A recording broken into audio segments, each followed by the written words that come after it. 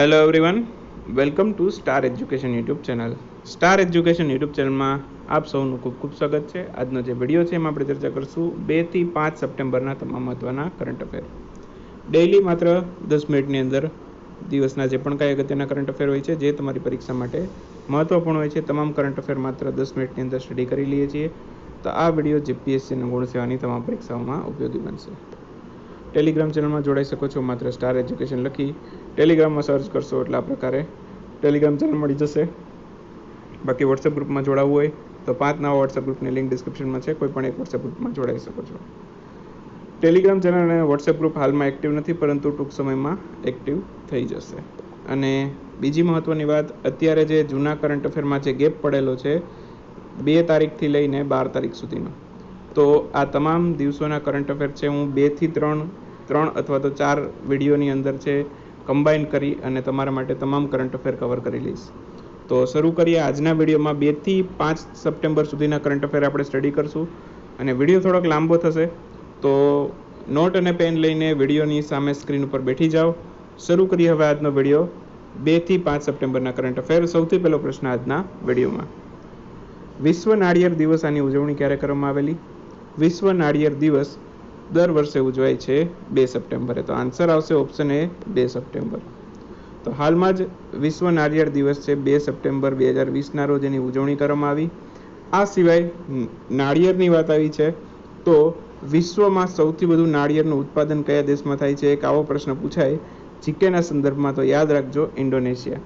ઇન્ડોનેશિયાની અંદર છે સૌથી વધુ નાળિયેરનું ઉત્પાદન થાય છે. અને ભારત કેટલામાં ક્રમ પર આવે છે નાળિયેરના ઉત્પાદનમાં? ભારત આવે છે 3જા ક્રમ ઉપર. અને ભારતમાં સૌથી વધુ કયા રાજ્યમાં નાળિયેરનું ઉત્પાદન થાય છે? એક આ પણ પ્રશ્ન જીકેના સંદર્ભમાં ઉપયોગી.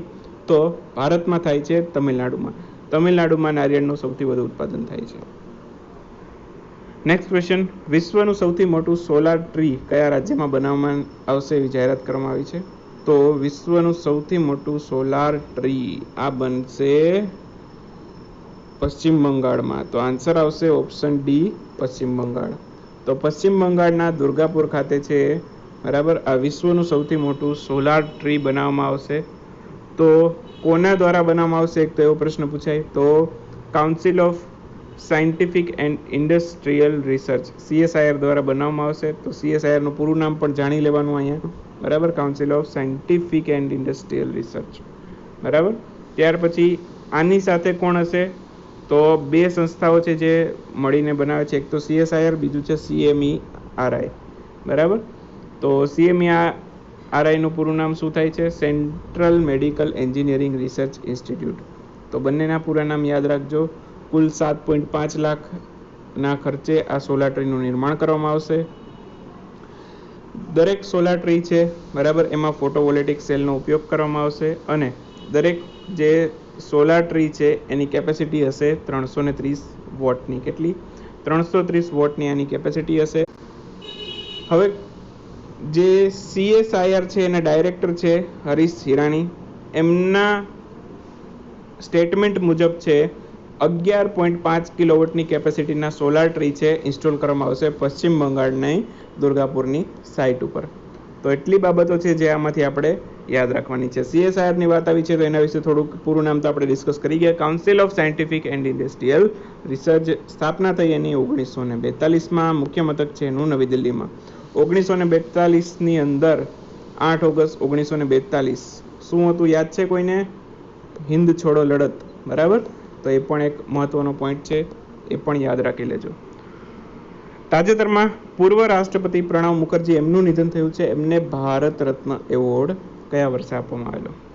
તો પ્રણવ મુખર્જી છે એમને ભારત રત્ન એવોર્ડ આપવામાં આવેલો છે 2019માં. તો આન્સર આવશે આપણો ઓપ્શન સી, 2019. તો ભારતના પૂર્વ રાષ્ટ્રપતિ છે પ્રણવ મુખર્જી. અને કેટલામાં નંબરના છે? 13મા નંબરના છે. તાજેતરમાં જ એમનું નિધન થયું છે. અને એમના વિશે જેટલા પણ અગત્યના પોઈન્ટ બને છે પરીક્ષાની દ્રષ્ટિએ તમામ આપણે અહીંયા સ્ટડી કરશું. 2008માં પદ્મ વિભૂષણ પુરસ્કારથી એમને સન્માનિત કરવામાં આવેલા છે. 2019માં એમને ભારત રત્ન એવોર્ડથી સન્માનિત કરવામાં આવેલા છે. આ સિવાય રાજ્યસભાના લીડર તરીકે પણ રહેલા હતા. ક્યારે? 1980 થી 84 દરમિયાન બરાબર. લીડર અને સ્પીકર આ બંનેમાં તફાવત હોય છે. બરાબર, તો એ પણ એક જરાક નોટ કરી લેજો. બરાબર, લીડર અને સ્પીકર બંને સેમ નથી હોતા. ત્યાર પછીની વાત કરું તો 1991 થી લઈને 1996 સુધી તેઓ પ્લાનિંગ કમિશન છે એના ડેપ્યુટી ચેરમેન હતા. બરાબર, એટલે કે નાયબ ચેરમેન. ત્યાર પછીની વાત કરું તો લોકસભાના લીડર તરીકે પણ રહેલા હતા 2004 થી 12 સુધી. રક્ષા મંત્રાલયના મંત્રી તરીકે પણ રહેલા હતા 2004 થી લઈને 6 સુધી. 2006 થી 9 સુધી વિદેશ મંત્રાલયના મંત્રી તરીકે પણ હતા અને 2009 થી 12 સુધી નાણાં મંત્રાલયના મંત્રી તરીકે પણ હતા. તો પ્રશ્ન એક એવો આવે કે પ્રણવ મુખર્જીએ નીચેનામાંથી કયા મંત્રાલયનો પદભાર સંભાળેલો નથી અથવા તો કયા મંત્રાલયનો પદભાર સંભાળેલો છે. બરાબર, તો એના માટે આપણે 3 મંત્રાલય યાદ રાખી લેવાના: રક્ષા, વિદેશ અને નાણાં મંત્રાલય. બરાબર, અને આ સિવાય કોઈ મંત્રાલય આપેલું હોય તો એનો પદભાર એમણે સંભાળેલો નથી. બરાબર, અને બાકી સંભાળેલામાંથી પૂછે તો આ 3 તો આપણે યાદ રાખવાના જ છીએ. ઓકે, અને સમયગાળો પણ સાથે સાથે આપી જ દીધો છે. અને રાષ્ટ્રપતિ કયા સમયગાળા દરમિયાન રહેલા હતા? 2012 થી લઈને 2017 સુધી. બરાબર, ભારતના 13મા રાષ્ટ્રપતિ તરીકે રહેલા હતા. નેક્સ્ટ ક્વેશ્ચન, તાજેતરમાં પ્રધાનમંત્રીના નેતૃત્વમાં મંત્રીમંડળ દ્વારા NPCSCBને મંજૂરી આપવામાં આવી છે. આનું પૂરું નામ શું છે? તો NPCSCBનું પૂરું નામ થાય છે national programming for civil service capacity building. તો ઓપ્શન એ આપણો રાઈટ આન્સર છે. તો હાલમાં જ પ્રધાનમંત્રીના નેતૃત્વ હેઠળ આ NPCSCBને મંજૂરી આપવામાં આવેલી છે. અને કયા મિશન અંતર્ગત આપવામાં આવી છે? તો મિશન કર્મયોગી અંતર્ગત. ખાસ યાદ રાખજો, મિશન કર્મયોગીનો એક ભાગ છે અને આનું પૂરું નામ યાદ રાખજો, national program for civil service capacity building, જેનું ગુજરાતી પણ યાદ રાખી લેજો, જાહેર સેવા ક્ષમતા નિર્માણ માટેનો રાષ્ટ્રીય કાર્યક્રમ. બરાબર, તો એટલી બાબત આમાંથી યાદ રાખશું. અને પ્રધાનમંત્રીના આ જે છે, બરાબર, પ્રધાનમંત્રીના નેતૃત્વમાં માનવ સંસાધન પરિષદ જાહેર સેવા ક્ષમતાના નિર્માણની પરિયોજનાઓ એને માન્યતા આપશે અને દેખરેખ રાખશે. આ જે કાર્યક્રમ છે, આ મિશન છે, એ માટે એનો મુખ્ય ઉદ્દેશ છે. બરાબર, તાજેતરમાં કેન્દ્રીય ગૃહમંત્રી અમિત શાહે શ્રી નારાયણ ગુરુ એમની કેટલામી જન્મ જયંતિ પર શ્રદ્ધાંજલિ આપી? તો શ્રી નારાયણ ગુરુ એમની 165મી જન્મ જયંતિ ઉપર એમણે અમિત શાહે શ્રદ્ધાંજલિ પાઠવી. તો આન્સર આવશે ઓપ્શન ડી, 165મી જન્મ જયંતિ હતી શ્રી નારાયણ ગુરુની. બરાબર, અને અમિત શાહે શ્રદ્ધાંજલિ પાઠવી છે. આપણા કેન્દ્રીય ગૃહમંત્રી છે, લોકસભા 17મી એમાં ગાંધીનગર બેઠક પરથી તેઓ ચૂંટણી જીતેલા છે, હાલમાં ગૃહમંત્રી છે. ઓકે, અને હવે નારાયણ ગુરુ સ્વામીની વાત કરીએ તો શ્રી નારાયણ ગુરુ એમની થોડીક વાત કરીએ. એમનો જન્મ થયેલો હતો 28 ઓગસ્ટ 1855ના રોજ. કેરળ ખાતે એમનો જન્મ થયેલો હતો, કેરળ રાજ્યમાં. ખૂબ જ મહત્વના સમાજ સુધારક હતા, આધ્યાત્મિક નેતા હતા, સમાનતા અને બંધુત્વના મજબૂત હિમાયતી સ્વામીશ્રી હતા, જેમનું નામ છે નારાયણ ગુરુજી. ભેદભાવ અને અન્યાય સામે ખૂબ જ મહત્વની ભૂમિકા ભજવેલી હતી. કેરળમાં ઘણી બધી જગ્યાએ સમાજ સુધારણાનો પાયો પણ એમને નાખેલો હતો.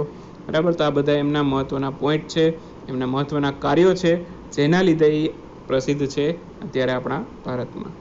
બરાબર, અને દલિત લોકો માટે પણ સશક્તિકરણ તેમજ શિક્ષણ માટે પણ એમનું મહત્વનું યોગદાન છે, એમનો મહત્વનો ફાળો છે. તો આ બધી બાબતો આપણે યાદ રાખશું.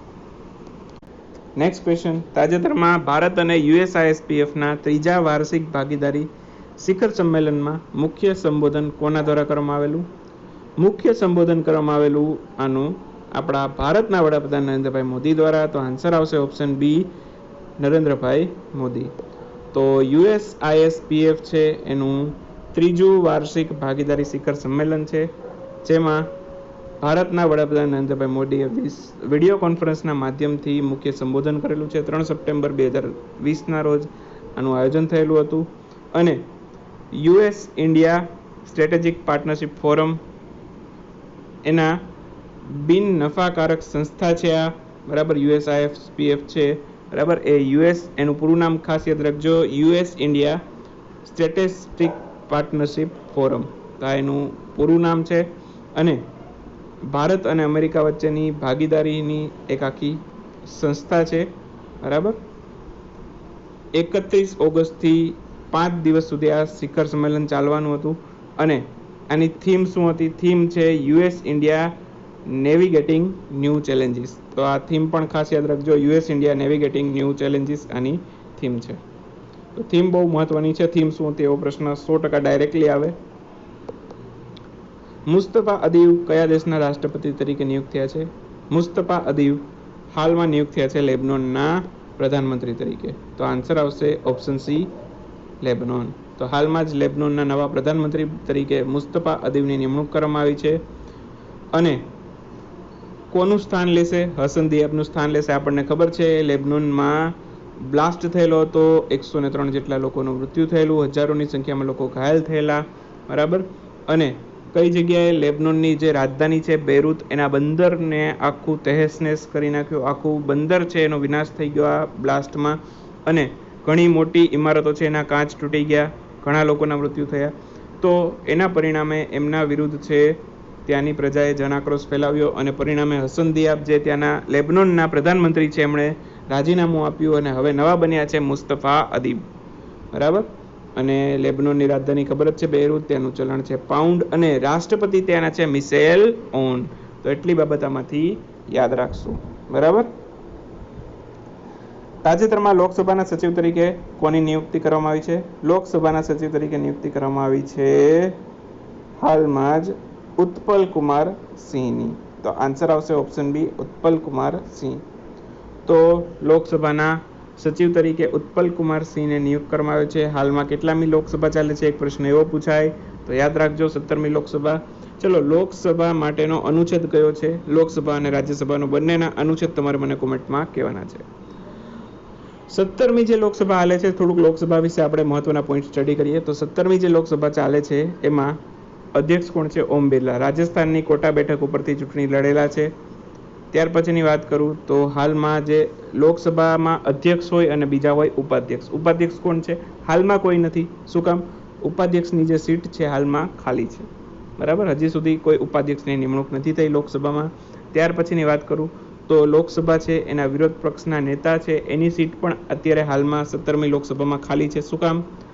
તો આનું એક કારણ છે, લોકસભામાં જ્યારે ચૂંટણી થાય ત્યારે વિરોધ પક્ષ છે જે છે, બરાબર, એને 10% જેટલી સીટો મળેલી હોવી જોઈએ તો એ વિરોધ પક્ષ રચી શકે, બરાબર. કુલ સીટોની 10% સીટ એમને મળેલી હોવી જોઈએ તો એ વિરોધ પક્ષ રચી શકે, અથવા અન્યથા એ વિરોધ પક્ષ રચી શકતું નથી. તો જે કોંગ્રેસ છે બીજી મોટી પાર્ટી, બરાબર, એને લોકસભામાં મળી 52 સીટ, બરાબર. એનાથી વધારે સીટ કોઈ આગળ છે નહીં, બરાબર. તો વિરોધ પક્ષ રચવા માટે કેટલી જોઈએ? વિરોધ પક્ષ રચવા માટે આપણી જે સીટ જે ચૂંટણી થઈ હતી એ હતી 545 બેઠક ઉપર. તો 10% કરો તો આવે 54. તો 54 સીટ મળવી જરૂરી છે, પરંતુ 54 પણ નથી મળી. એટલા માટે થઈને અત્યારે કોઈ પણ વિરોધ પક્ષ નથી, એ પણ યાદ રાખજો, બરાબર. અને લોકસભાની સીટોની સંખ્યા જે ચૂંટણી થઈ છે અત્યારે હાલમાં એ 545 બેઠક ઉપર. બાકી મહત્તમ કેટલી લોકસભાની સીટોની સંખ્યા કરી શકાય છે? અત્યારે 552 મહત્તમ સંખ્યા છે લોકસભાની. તાજેતરમાં કયા રાજ્યના મુખ્યમંત્રી દ્વારા આરો ટ્રેન સેવાનો શુભારંભ કરવામાં આવ્યો છે? આરો ટ્રેન સેવાનો શુભારંભ કરવામાં આવેલો છે કર્ણાટકના મુખ્યમંત્રી દ્વારા. તો આન્સર આવશે ઓપ્શન બી, કર્ણાટકના મુખ્યમંત્રી છે BS યેદિયુરપ્પા. એમના દ્વારા આરો ટ્રેન સેવા છે એનો શુભારંભ કરવામાં આવેલો છે. બેંગ્લોરથી સોલાપુર જશે. સોલાપુર આવેલું છે મહારાષ્ટ્રમાં. તો બંને જંકશન વચ્ચે ચાલશે આરો ટ્રેન. શું છે આરો ટ્રેન? તો ટ્રક હોય, ટ્રક એને ડાયરેક્ટલી ટ્રેનમાં લઈ જવામાં આવે જેથી ડીઝલનો ખર્ચ ઓછો થાય. તો ડાયરેક્ટલી ટ્રક છે એને બેંગ્લોરથી સોલાપુર એટલે કે મહારાષ્ટ્ર પહોંચાડવા માટેની આ એક સેવા છે આરો ટ્રેન સેવા, જેને કર્ણાટકના મુખ્યમંત્રી BS યેદિયુરપ્પાએ લોન્ચ કરેલી છે, બરાબર. બેંગ્લોરથી સોલાપુર સુધી ચાલશે. સોલાપુર આવેલું છે મહારાષ્ટ્રમાં. 17 કલાકમાં 682 કિલોમીટરનું અંતર કાપશે. પ્રશ્ન એમ પણ પૂછાય કેટલા કિલોમીટરનું અંતર કાપશે? 82 કેટલી કલાકમાં? 17 કલાકમાં. કેપેસિટી કેટલી છે? 42 ટ્રક લઈ જવાની આની કેપેસિટી છે. કયા કયા જંકશનમાંથી પસાર થશે? તો ધર્માવરમ, ગુંટકલ, રાયપુર, વાડી, આ બધા જંકશનોમાંથી પસાર થઈ અને અંતે જશે સોલાપુરમાં, મહારાષ્ટ્રમાં, બરાબર. તો એટલી વસ્તુ આમાંથી યાદ રાખજો. તાજેતરમાં કેન્દ્રીય મંત્રી મનસુખભાઈ માંડવિયા એ કુલ કેટલા પ્રકારના પોષક તત્વો યુક્ત ઉત્પાદનો સપ્ટેમ્બર 2020 દરમિયાન લોન્ચ કર્યા? તો કેન્દ્રીય મંત્રી છે આપણા મનસુખભાઈ માંડવિયા, એમણે કુલ 8 પોષક તત્વયુક્ત ઉત્પાદનો છે લોન્ચ કર્યા છે. તો આન્સર આવશે ઓપ્શન એ. તો ડિટેલમાં જોઈએ તો જે 8 પ્રકારના પોષક તત્વયુક્ત ઉત્પાદનો છે એનું લોન્ચિંગ કરવામાં આવેલું છે. આમાં કુલ 2 વ્યક્તિ છે મહત્વના, જેનું પ્રેસ નોટમાં નામ હતું. એક તો છે રાસાયણ અને ખાતર મંત્રી આપણા સદાનંદ ગૌડા, અને બીજા રાજ્ય કક્ષાના મંત્રી છે મનસુખભાઈ માંડવિયા. બરાબર. શિપિંગ મંત્રાલયના પણ મંત્રી છે મનસુખભાઈ માંડવિયા, તો એ પણ યાદ રાખજો. તો આ બંને દ્વારા છે નવી દિલ્હી ખાતે છે પ્રધાનમંત્રી ભારતીય જનઔષધિ પરિયોજના અંતર્ગત છે 8 પ્રકારની રોગ પ્રતિકારક, શક્તિવર્ધક અને પૌષ્ટિક ઔષધીય ઉત્પાદનો લોન્ચ કરવામાં આવેલા છે. તો ખાસ યાદ રાખી લેજો કયા કયા છે, એનું નામ પણ યાદ રાખી લેજો 8 ઉત્પાદનોના. બરાબર. એક તો જન ઔષધીય પોષણ માલ્ટ આધારિત છે, ત્યાર પછી જન ઔષધીય પોષણ માલ્ટ કોકો આધારિત છે, પ્રોટીન પાવડર છે ચોકલેટ ફ્લેવરનો, પ્રોટીન પાવડર વેનીલા ફ્લેવરનો અને કેસર પિસ્તા ફ્લેવરનો, અને જન ઔષધિ જનની જન ઔષધિ રોગ પ્રતિકારક બાર અને પ્રોટીન બાર. તો કુલ 8 ઉત્પાદનો છે જેને લોન્ચ કરવામાં આવેલા છે. અહીંયા તમે ઇમેજ જોઈ શકો છો 8 ઉત્પાદનો સામે છે, અને બાકી જે મંત્રીઓ ઉભેલા છે એ પણ જોઈ શકો છો. પ્રધાનમંત્રી ભારતીય જનઔષધિ પરિયોજના એને શરૂ કરવામાં આવેલી ભારતના વડાપ્રધાન નરેન્દ્રભાઈ મોદી દ્વારા 2015માં. એકચ્યુઅલમાં જે રીનેમ કરવામાં આવેલી છે 2008માં કોંગ્રેસની સરકારે પણ આ પ્રકારની એક યોજના શરૂ કરી હતી, એને જ રીનેમ કરી અને નામ આપેલું છે પ્રધાનમંત્રી ભારતીય જનઔષધિ પરિયોજના. ભારતના વડાપ્રધાન નરેન્દ્રભાઈ મોદીએ 2015માં લોન્ચ કરેલી.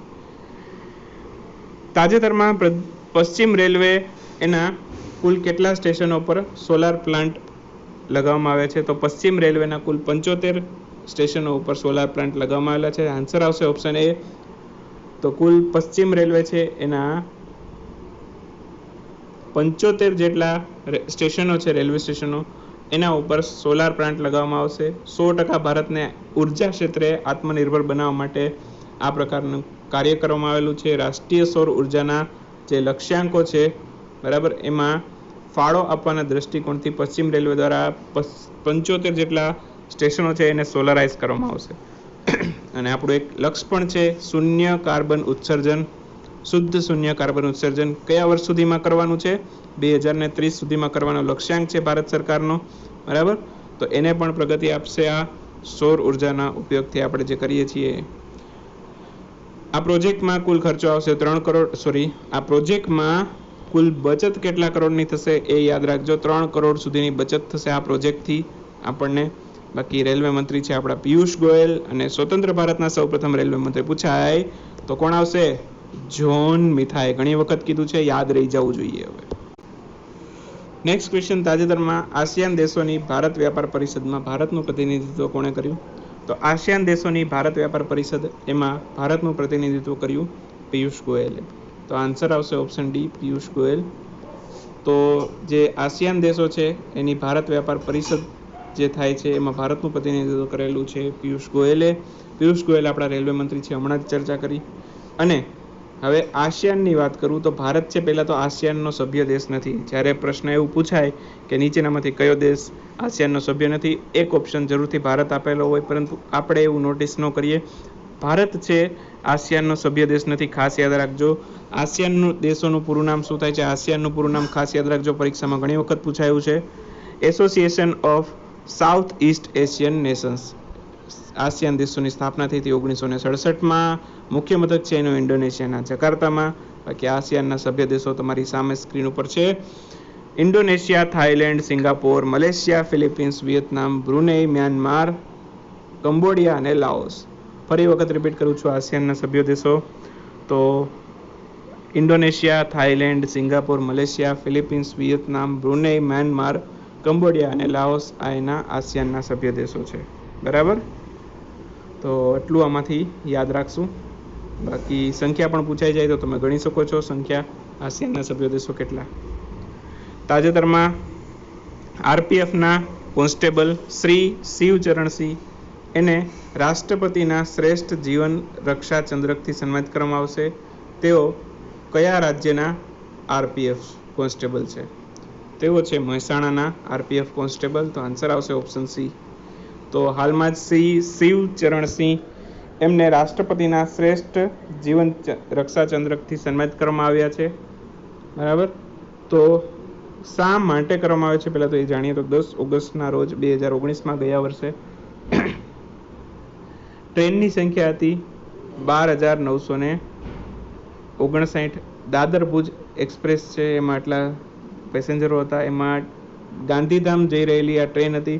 એમાં આ જે વ્યક્તિ છે શિવચરણસિંહ એમણે 9 લોકોના જીવ બચાવેલા હતા. ભારે વરસાદમાં સામખિયાળી સ્ટેશન પાસે પૂર આવેલું હતું. પૂરમાં 9 લોકોના જીવ બચાવ્યા છે એમણે. તો એમના બદલ એમને આ રાષ્ટ્રપતિના જીવન રક્ષા ચંદ્રકથી સન્માનિત કરવામાં આવ્યા છે. પશ્ચિમ કયા રેલવે ઝોનમાંથી આવે છે તો એવું પણ પૂછાય. તો પશ્ચિમ રેલવે ઝોનના છે. અમદાવાદ મંડળના મહેસાણા પોસ્ટ ઉપર તેઓ કાર્યરત છે. બરાબર. નેક્સ્ટ ક્વેશ્ચન, તાજેતરમાં શિક્ષક દિવસની ઉજવણી ક્યારે કરવામાં આવી હતી? એક આ જ દિવસ છે જ્યારે એક ટીચર તરીકે મને ગર્વ થાય, 5 સપ્ટેમ્બર. પરંતુ હેલ્થના કારણે હમણાંથી વિડીયો નહોતો લાવી શકતો.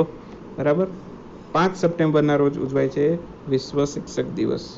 કોની યાદમાં આપણે ઉજવીએ છીએ? ડૉક્ટર સર્વપલ્લી રાધાકૃષ્ણ. બરાબર. એમની યાદમાં આપણે ઉજવીએ છીએ શિક્ષક દિન. અને વિશ્વ શિક્ષક દિવસ પૂછાય, વિશ્વ શિક્ષક દિવસની ઉજવણી ક્યારે થાય? તો એ પણ યાદ રાખજો, 5 ઓક્ટોબર. જ્યારે શિક્ષક દિન પૂછાશે અથવા તો વિશ્વ શિક્ષક દિવસ પૂછાશે તો 5 સપ્ટેમ્બર જરૂરથી ઓપ્શનમાં આપેલો હશે અને આપણે બધા 5 સપ્ટેમ્બર લખીને આવશું. વિશ્વ શિક્ષક દિવસ પૂછાય તો 5 ઓક્ટોબર. સર્વપલ્લી રાધાકૃષ્ણ એમનો જે જન્મદિવસ છે એને આપણે ઉજવીએ છીએ રાષ્ટ્રીય શિક્ષક દિન તરીકે. ચલો, થોડુંક હોમવર્ક તમારે મને કરીને આપવાનું છે. સર્વપલ્લી રાધાકૃષ્ણ 2020ના રોજ કેટલામી જન્મજયંતિ હતી અને એમનો જન્મ કયા વર્ષે થયેલો હતો? આ બંને પ્રશ્નના આન્સર તમારે મને કોમેન્ટમાં આપવાના છે. બરાબર. સૌ પ્રથમ વખત જે શિક્ષક દિવસ છે એની ઉજવણી થઈ હતી 1962માં. બરાબર. સર્વપલ્લી રાધાકૃષ્ણ છે આપણા સ્વતંત્ર ભારતના સૌ પ્રથમ ઉપરાષ્ટ્રપતિ પણ છે અને બીજા રાષ્ટ્રપતિ પણ છે. બરાબર. તો સ્વતંત્ર ભારતના સૌ પ્રથમ ઉપરાષ્ટ્રપતિ એવું પૂછાય તો પણ સર્વપલ્લી રાધાકૃષ્ણ, અને બીજા રાષ્ટ્રપતિ કોણ? તો પણ સર્વપલ્લી રાધાકૃષ્ણ. એમને સૌ પ્રથમ ભારત રત્ન એવોર્ડ પણ મળેલો છે. કુલ 3 વ્યક્તિને મળેલો હતો. એક તો હતા સર્વપલ્લી રાધાકૃષ્ણ, બીજા 2 કોણ હતા એનો આન્સર પણ તમે મને કોમેન્ટમાં આપશો. બરાબર. તો 1954માં મળેલો હતો અને સૌથી પહેલો ભારત રત્ન એવોર્ડ હતો. આંતરરાષ્ટ્રીય ચેરિટી દિવસ, આની ઉજવણી ક્યારે કરવામાં આવે છે? આંતરરાષ્ટ્રીય ચેરિટી દિવસ પણ ઉજવાય છે 5 સપ્ટેમ્બરના રોજ. તો આન્સર આવશે ઓપ્શન સી, 5 સપ્ટેમ્બર. આંતરરાષ્ટ્રીય ચેરિટી દિવસ છે 5 સપ્ટેમ્બર 2020ના રોજ એની ઉજવણી કરવામાં આવેલી. અને શા માટે ઉજવાય છે? 5 સપ્ટેમ્બર 1997ના રોજ જે મધર ટેરેસા છે એમનું નિધન થયેલું છે કોલકાતા ખાતે. એમની યાદમાં આપણે આ દિવસને ઉજવીએ છીએ આંતરરાષ્ટ્રીય ચેરિટી દિવસ તરીકે. નોબેલ શાંતિ પુરસ્કાર પણ એમને મળેલો છે 1979માં, અને 1980માં ભારત રત્ન એવોર્ડથી પણ એમને સન્માનિત કરવામાં આવેલા છે. તો એટલી બાબત છે જે આપણે આમાંથી યાદ રાખશું. તાજેતરમાં પ્રેસ ટ્રસ્ટ ઓફ ઇન્ડિયાના નવા અધ્યક્ષ કોણ બન્યું છે? પ્રેસ ટ્રસ્ટ ઓફ ઇન્ડિયાના નવા અધ્યક્ષ બન્યા છે અવિક સરકાર. આન્સર આવશે ઓપ્શન ડી, અવિક સરકાર. તો હાલમાં જ પ્રેસ ટ્રસ્ટ ઓફ ઇન્ડિયાના નવા અધ્યક્ષ બન્યા છે. અહીં તમે ઇમેજમાં જોઈ શકો છો એમને.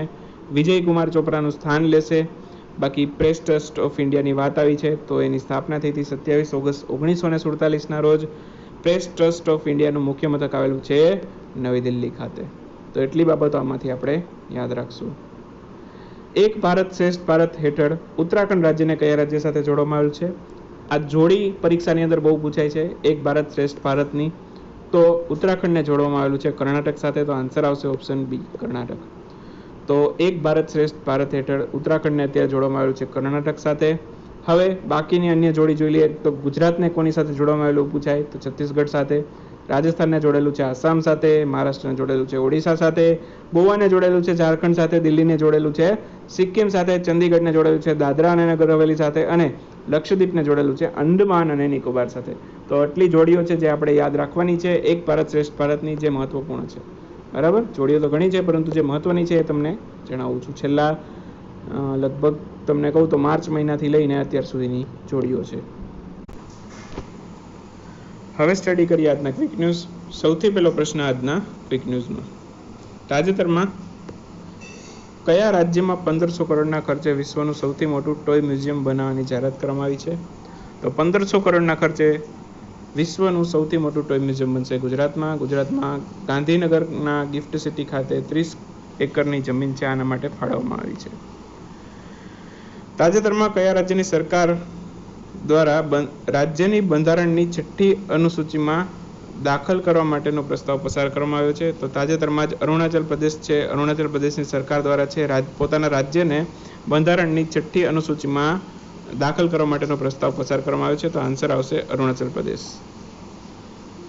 વડાપ્રધાન નરેન્દ્રભાઈ મોદીએ કયા મહિનાને રાષ્ટ્રીય પોષણ માસ તરીકે ઉજવવાનું નક્કી કર્યું છે? તો જે સપ્ટેમ્બર માસ છે એને ભારતના વડાપ્રધાન નરેન્દ્રભાઈ મોદીએ રાષ્ટ્રીય પોષણ માસ તરીકે ઉજવવાનું નક્કી કર્યું છે.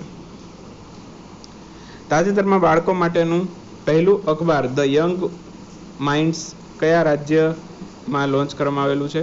તો ધ યંગ માઇન્ડ્સ નામનું અખબાર છે અસમમાં લોન્ચ કરવામાં આવેલું છે. મુખ્યમંત્રી છે સર્વાનંદ સોનોવાલ, રાજ્યપાલ છે જગદીશ મુખી.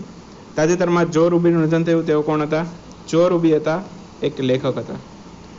તાજેતરમાં વિશ્વના ત્રીજા અમીર વ્યક્તિ કોણ બન્યું? વિશ્વના ત્રીજા અમીર વ્યક્તિ બન્યું છે એલન મસ્ક. તાજેતરમાં કયા દેશ દ્વારા ભારતને 3500 કરોડની લોન આપવામાં આવી છે? 3500 કરોડની લોન આપવામાં આવી છે રશિયા દ્વારા. રશિયાએ લોન આપી છે ભારતને. બાકી રશિયાના રાષ્ટ્રપતિ છે વ્લાદિમીર પુતિન અને રાજધાની છે રશિયાની મોસ્કો. તાજેતરમાં કોના દ્વારા મેડબોટ નામનો એક રિમોટથી ચાલતો મેડિકલ ટ્રોલી વિકસિત કરવામાં આવી છે? તો મેડબોટ નામનો એક રિમોટથી ચાલતો રોબોટ છે, અથવા તો મેડિકલ ટ્રોલી પણ કહી શકો, એને બનાવેલું છે ભારતીય રેલવે દ્વારા. તાજેતરમાં ભારતે કયા દેશના યુદ્ધ અભ્યાસ કાવાકાઝ 2020માં ભાગ ન લેવાનો નિર્ણય કર્યો છે? ભારતે જે રશિયાનો કાવાકાઝ યુદ્ધ અભ્યાસ છે એમાં ભાગ ન લેવાનો નિર્ણય કર્યો છે. તો આન્સર આવશે આ કયા દેશનો યુદ્ધ અભ્યાસ છે એવું પૂછેલું છે? તો રશિયાનો છે. બરાબર. રીઝન એવું બતાવેલું છે કે COVID-19. બરાબર. તાજેતરમાં ભારતના કયા આઈઆઈટીના વિદ્યાર્થી દ્વારા એર સ્કેનર એપ વિકસિત કરવામાં આવી છે? એર સ્કેનર એપ વિકસિત કરી છે આઈઆઈટી બોમ્બેના વિદ્યાર્થી. તાજેતરમાં 13 નવી જૈન સુરક્ષા પરીક્ષણ પ્રયોગશાળા એનો શુભારંભ કયા રાજ્યમાં કરવામાં આવ્યો છે? 13 નવી જૈન સુરક્ષા પરીક્ષણ પ્રયોગશાળાનો શુભારંભ કરવામાં છે ઉત્તર પ્રદેશમાં. મુખ્યમંત્રી યોગી આદિત્યનાથ, રાજ્યપાલ આનંદીબેન પટેલ. તાજેતરમાં ફોર્મ્યુલા 1 બેલ્જિયમ ગ્રાન્ડ પ્રિક્સ 2020નું ટાઇટલ કોણે જીતેલું છે? ફોર્મ્યુલા 1 બેલ્જિયમ ગ્રાન્ડ પ્રિક્સ 2020નું ટાઇટલ જીતેલું છે લુઈસ હેમિલ્ટને. તાજેતરમાં રાજકોટ એનસીસી ગ્રુપ હેડક્વાર્ટર એના ગ્રુપ કમાન્ડર તરીકેની જવાબદારી કોને સોંપવામાં આવી છે? તો એનસીસી ગ્રુપ હેડક્વાર્ટરના ગ્રુપ કમાન્ડરની જવાબદારી સોંપવામાં આવી છે બ્રિગેડિયર SN તિવારીને. તાજેતરમાં ભારત અને કયા દેશ વચ્ચે ભારતીય કાપડ અને કાપડની ગુણવત્તા અને પરીક્ષણ સુધારવા માટેના કરાર થયા છે? તો ભારત અને જાપાન વચ્ચે છે ભારતીય કાપડ અને કાપડની ગુણવત્તા સુધારવા માટે તેમજ પરીક્ષણ એનું સુધારવા માટેના કરાર થયા છે જાપાન સાથે. જાપાનના જે વડાપ્રધાન છે શિન્ઝો આબે એમણે તાજેતરમાં જ રાજીનામાની જાહેરાત કરી છે. આ સિવાય જાપાનની રાજધાની છે ટોક્યોમાં 2021માં સમર ઓલિમ્પિકનું આયોજન થશે. તાજેતરમાં ભારત અને કયા દેશ વચ્ચે ભૂવિજ્ઞાન અને ખનિજ સંસાધનો ક્ષેત્રે સહકાર સ્થાપિત કરવા માટે કરાર થયા છે? તો ભારત અને ફિનલેન્ડ દેશ છે, આ બંને દેશો વચ્ચે ભૂવિજ્ઞાન અને ખનિજ સંસાધનો ક્ષેત્રે સહકાર સ્થાપિત કરવા માટે કરાર થયા છે. તો ભારત અને ફિનલેન્ડ વચ્ચે કરાર થયા છે. તાજેતરમાં વર્ષ 2021ના પહેલા 3 માસમાં ભારતનું જીડીપી કેટલા ટકા સંકુચન થયું છે? તો ભારતનો જે જીડીપી છે એનું 2020-21માં પહેલા 3 માસ છે એમાં 23.9% સંકુચન થયું છે, એટલે કે 23.9% સંકોચાઈ ગયો છે ભારતનો જીડીપી, નેગેટિવમાં ગયો છે.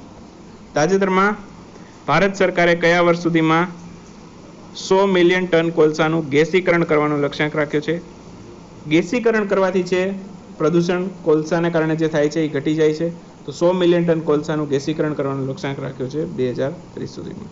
અને નેટ ઝીરો કાર્બન ઉત્સર્જનવાળું જે છે એનો લક્ષ્યાંક પણ કેટલો છે? 2030. તાજેતરમાં યુક્રેન એ પોતાના કયા પાડોશી દેશ સામે તમામ સંબંધો સમાપ્ત કરવાની જાહેરાત કરી છે? તો યુક્રેનનો પાડોશી દેશ છે આ બેલારુસ, એણે યુક્રેન સાથે પોતાના તમામ સંબંધો છે સમાપ્ત કરવાની જાહેરાત કરી છે. તાજેતરમાં આઈપીએલ દ્વારા આવનારી 3 સિઝન માટે ઓફિશિયલ પાર્ટનર તરીકે કોને પસંદ કરવામાં આવ્યું છે? આઈપીએલ દ્વારા છે આવનારી સિઝન છે એના માટે ઓફિશિયલ પાર્ટનર તરીકે પસંદ કરેલું છે અનએકેડમીને. બરાબર. અનએકેડમીના તમે લેક્ચર 100% જોતા જશો, બરાબર. તો એને હવે IPL દ્વારા ઓફિશિયલ પાર્ટનર તરીકે પસંદ કરવામાં આવ્યું છે. આ સિવાય આ વખતની જે ટાઇટલ સ્પોન્સરશિપ છે IPLની 2020ની કોને મળેલી છે? ડ્રીમ 11ને. તો એ પણ યાદ રાખજો. તાજેતરમાં DRDO દ્વારા કોની અધ્યક્ષતામાં પ્રયોગશાળાના ચાર્ટરની સમીક્ષા માટે એક સમિતિનું ગઠન કરવામાં આવ્યું છે? તો DRDO દ્વારા છે V. રામ ગોપાલ રાવની અધ્યક્ષતામાં ચાર્ટરની સમીક્ષા માટે એક સમિતિનું ગઠન કરવામાં આવેલું છે. તાજેતરમાં કયા દેશે સાઉથ ચાઇના સીના વિવાદિત વિસ્તારમાં કૃત્રિમ દ્વીપના નિર્માણ કરવા માટે 24 ચીની કંપની છે એને બ્લેકલિસ્ટ કર્યું છે? તો અમેરિકા છે. અમેરિકાએ સાઉથ ચાઇના જે સી છે એના વિવાદિત વિસ્તારમાં કૃત્રિમ દ્વીપ ઊભો કરે છે ચીન. તો જે કંપની આ કૃત્રિમ દ્વીપ બનાવે છે એવી 24 કંપનીઓને બ્લેકલિસ્ટ કરી છે અમેરિકાએ. અમેરિકાના રાષ્ટ્રપતિ ડોનાલ્ડ ટ્રમ્પ, ચીનના રાષ્ટ્રપતિ શી જિનપિંગ, બરાબર. તાજેતરમાં ટીઝર બોમ્બ કયા દેશ દ્વારા વિકસિત કરવામાં આવ્યો છે? અથવા તો ચાર બોમ્બ પણ કહી શકો અને જે રીતે વાંચવું હોય એ રીતે. તો ચાર બોમ્બ છે એને વિકસિત કરવામાં આવ્યો છે રશિયા દ્વારા. એક પ્રકારનો હાઇડ્રોજન બોમ્બ છે, બરાબર. તાજેતરમાં ભારતના કયા IIT દ્વારા સંસ્કૃતમાં પ્રાચીન વિજ્ઞાન ભણાવવા માટે એક નવો અભ્યાસક્રમ જાહેર કરવામાં આવ્યો છે? તો IIT ઇન્દોર છે. IIT ઇન્દોર દ્વારા છે સંસ્કૃતમાં પ્રાચીન વિજ્ઞાન ભણાવવા માટેનો એક અભ્યાસક્રમ જાહેર કરવામાં આવેલો છે. તાજેતરમાં કેન્દ્ર સરકારે ઉડાન યોજના અંતર્ગત નવા માર્ગોને અનુમતિ આપી છે. કુલ કેટલા નવા માર્ગોને અનુમતિ આપી છે? 78 નવા માર્ગો છે એને ઉડાન યોજના અંતર્ગત કેન્દ્ર સરકારે અનુમતિ આપી છે. ફિડે ઓનલાઈન શતરંજ પ્રતિયોગિતા એમાં કયા દેશ વિજેતા બન્યો છે? તો ફિડે ઓનલાઈન શતરંજ એટલે કે ચેસ કોમ્પિટિશન છે એમાં વિજેતા બન્યા છે ભારત અને રશિયા, બંને દેશો વિજેતા બન્યા છે. તો આન્સરમાં બંને દેશના નામ આવશે, યાદ રાખજો. તો એક ઓપ્શન એવું હોય A અને B બંને, તો એ પણ આપણો આન્સર થશે, બરાબર. તો જ્યારે આવા પ્રશ્ન આવે ત્યારે આવા જ ઓપ્શન સેટ કરતા હોય અને આપણે ભૂલ કરીને આવીએ. તાજેતરમાં ભારતના કયા રાજ્યમાં ઓગસ્ટ 2020 દરમિયાન સી પ્લેન સેવા શરૂ કરવાની જાહેરાત કરવામાં આવી છે? તો ઓગસ્ટ 2020 દરમિયાન સી પ્લેન સેવા શરૂ કરવાની જાહેરાત કરવામાં આવી છે ગુજરાત સરકાર દ્વારા. તાજેતરમાં આંતરરાષ્ટ્રીય લઘુ દિવસની ઉજવણી ક્યારે કરવામાં આવી? આંતરરાષ્ટ્રીય લઘુ દિવસ ઉજવાયો 30 ઓગસ્ટના રોજ. તાજેતરમાં ભારતે કયા દેશ સાથે 14મી રક્ષા નીતિ વાર્તાનું આયોજન સપ્ટેમ્બર 2020 દરમિયાન કર્યું? 14મી રક્ષા નીતિ વાર્તા એનું સપ્ટેમ્બર 2020 દરમિયાન આયોજન કર્યું ભારતે સિંગાપોર સાથે. તો કેટલામી હતી એવું પણ પૂછાય. ભારત અને સિંગાપોર વચ્ચે આજે રક્ષા નીતિ વાર્તા હતી એ કેટલામી હતી એવું પણ પૂછાય, તો યાદ રાખજો 14મી. ગમે રીતે પ્રશ્ન આવે. તાજેતરમાં ભારતીય મૂળની કઈ મહિલાને બ્લુ પાક થી સન્માનિત કરવામાં આવશે? તો ભારતીય મૂળની મહિલા છે જેનું નામ છે નૂર ઇનાયત ખાન, એમને બ્લુ પાક થી સન્માનિત કરવામાં આવશે. હાલમાં ભારતના પહેલા આંતરરાષ્ટ્રીય વ્યાપાર કેન્દ્ર એની સ્થાપના કયા દેશમાં કરવામાં આવશે? ભારતનું પહેલું આંતરરાષ્ટ્રીય વ્યાપાર કેન્દ્ર એની સ્થાપના થશે કેરળમાં. તાજેતરમાં ડુઈંગ બિઝનેસ ઇન્ડેક્સના પ્રકાશન ઉપર કોના દ્વારા પ્રતિબંધ લગાવવામાં આવ્યો? ડુઈંગ બિઝનેસ ઇન્ડેક્સ જે છે વર્લ્ડ બેંક દ્વારા પ્રકાશિત કરવામાં આવતો હતો એને હવે એના ઉપર પ્રતિબંધ લગાવવામાં આવ્યો છે. 2020 અને 2018નો જે ડેટા છે એમાં ઘણો બધો તફાવત હતો અને ઘણું બધું મિસ્ટેક પણ હતી, જેના કારણે આના ઉપર રોક લગાવવામાં આવી છે. અને વર્લ્ડ બેંકની વાત આવી છે તો એની સ્થાપના થઈ 1944માં.